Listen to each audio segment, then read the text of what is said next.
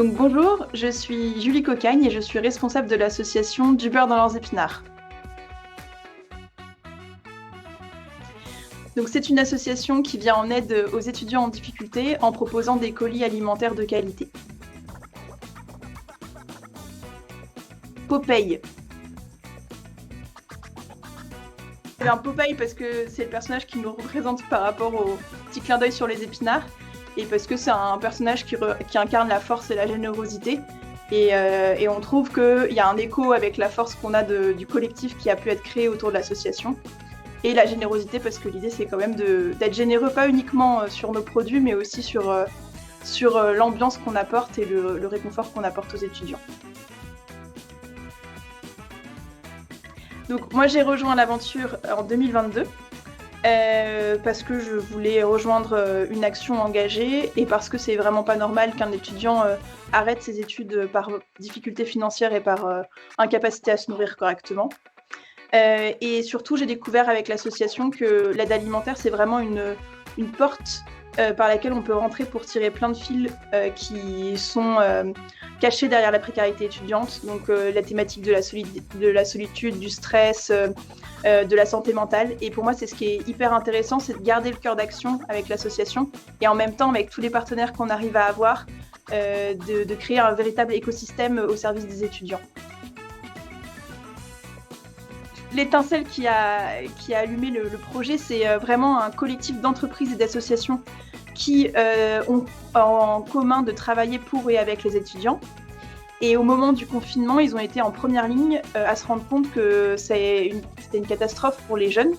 Et en plus de la baisse de leur propre activité, ils avaient donc ce constat de la grosse précarité pour les étudiants et de la grande solitude, et donc ils sont allés à leur contact et ils ont monté le projet.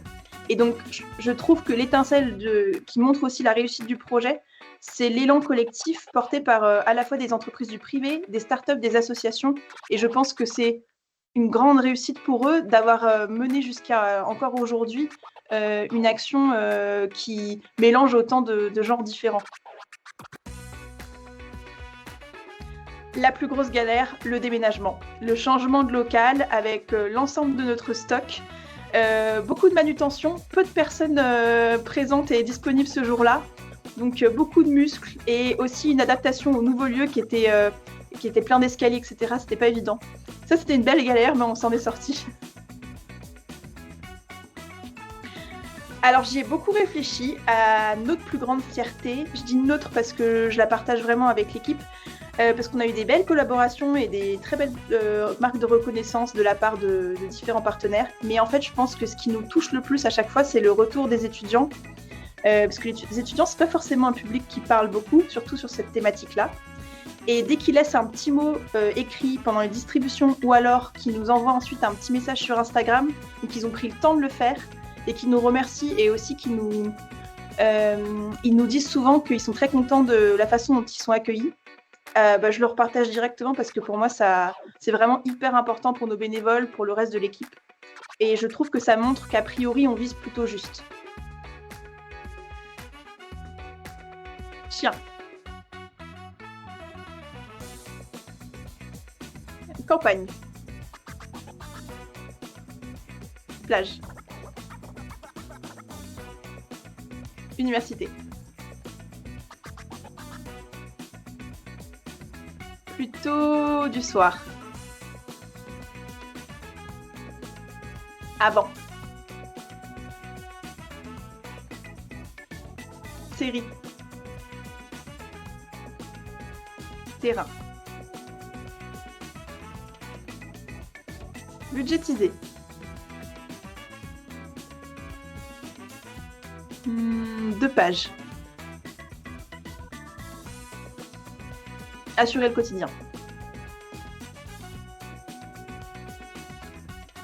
Action de fond. Gagner le cœur des étudiants. Avec la force de nos bénévoles et de nos partenaires, on a calculé qu'en nous donnant 1 euro, nous, on redistribuait l'équivalent de 4 euros à un étudiant. Donc, je vous laisse faire le calcul pour 4 000 euros.